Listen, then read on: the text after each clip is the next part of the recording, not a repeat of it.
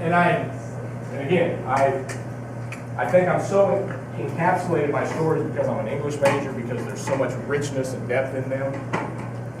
I gave you a little bit of an English lesson last week. The three components of the story: plot, characters, and setting. Anybody remember what the plot was? It has to do with something that makes the reader want to read, something that engages them. The characters obviously are us. And then the setting is where your characters are and where the plot happens. Now, inside the plot, we're going to take it a little bit deeper, and this one's a free English lesson. Inside the plot, there's a thing called rising action. Rising action. And it is the introduction of a problem or a conflict. Now, when we read books, watch movies, typically there's always a problem, there's always a little bit of drama, right? And we like drama. We're drawn to it. We like to talk about it. We like to read about it, and we certainly like to hear about it from other people.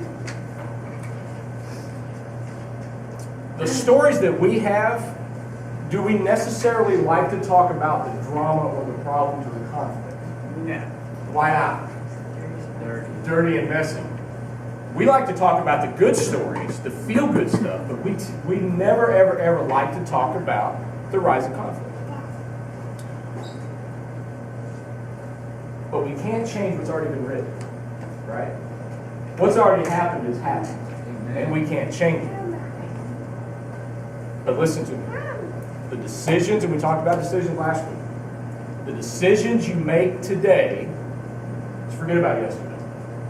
The decisions you make today determine the stories that we'll tell tomorrow. Forget about yesterday. Over with.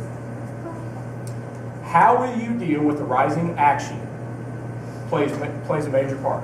Let me read real quick out of this book. It's called Real by James Snyder. Very good book.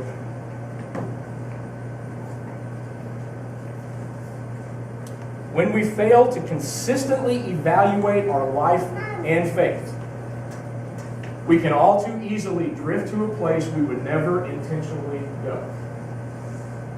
If you have swum in the ocean, you know you can drift without even realizing it. Often the same drift takes place in our faith.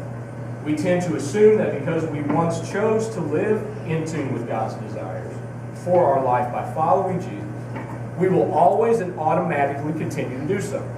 However, nothing could be further from the truth. Just ask the man who faithfully attended church for decades and yet suddenly found himself in the midst of an extramarital affair, destroying his family, his reputation, and his faith.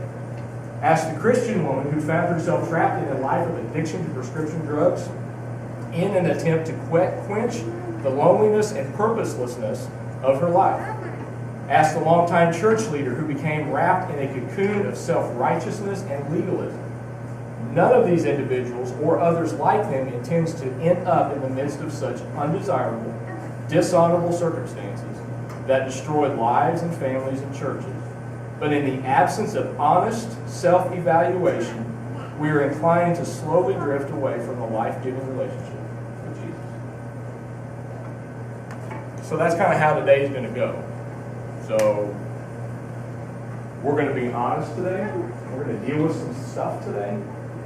But think about how difficult it is to look yourself in the mirror and go, okay, this is who I am. This is the real me. This is who I am. Why do you think it's so important for decisions to be made? Write this down and remember this. Direction, not intention, determines destination. Direction, not intention, determines destination. So what that means is where I'm going is more important than where I think I want to go, and that becomes the road that I'm on.